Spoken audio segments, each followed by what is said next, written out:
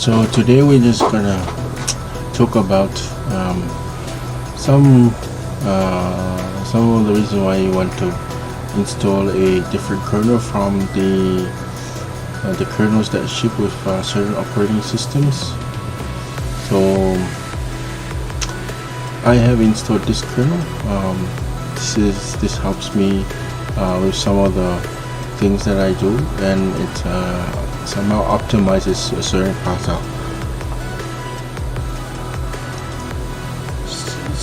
of the system.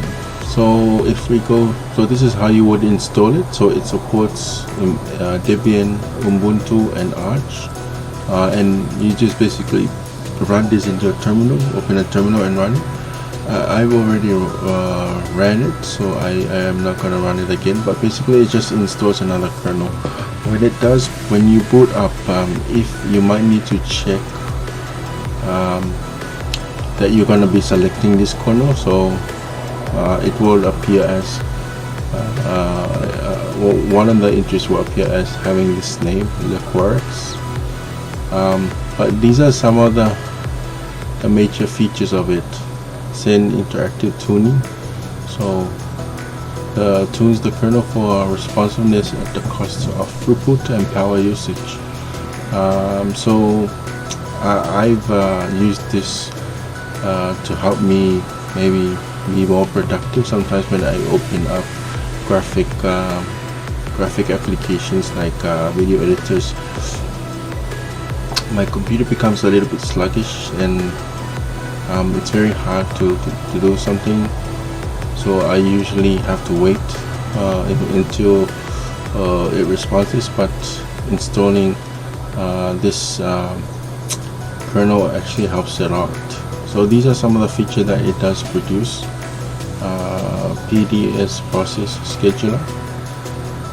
So fair process scheduler for gaming, multimedia, and real time. So if you're doing a lot of real-time application work, or doing a lot of multimedia, or even playing on your Linux box, this kernel will be useful to you.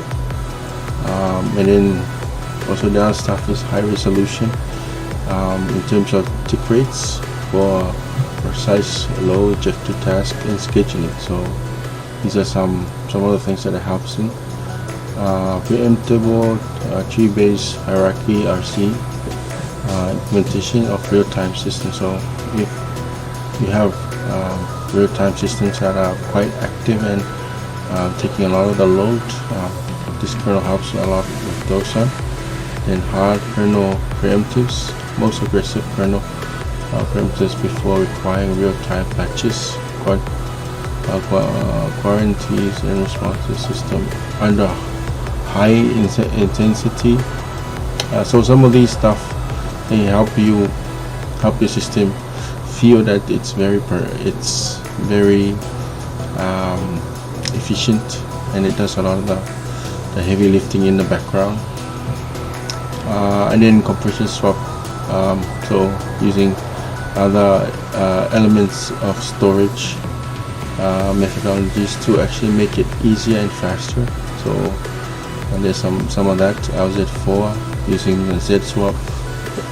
And then multi-generational RU, alternative RU algorithms that perform better under memory pressure, so and uptime. So sometimes you need some applications have some memory constraints, and these help with those.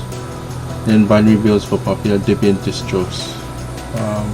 So there are certain builds that are optimized, and the kernel uses those to make it more efficient, and so forth.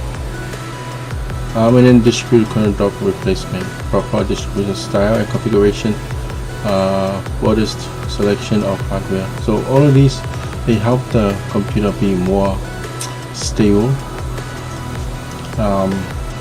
Yeah, so I currently am running those already. If I let me exit out of this one. So if I do unmake LA, yeah, so it's given me this custom. So this is what it's supporting. So I'm running that kernel at the moment. So pretty useful, and it's very efficient. Like I can run multiple things, even if it makes it quite easy to move through things. Before I was using the generic Linux kernel for Ubuntu, but after I installed it, it's totally changed how my system operates, and it's not so sluggish and stuff like that. It's just optimizing it for better performance, but that's something about the kernels.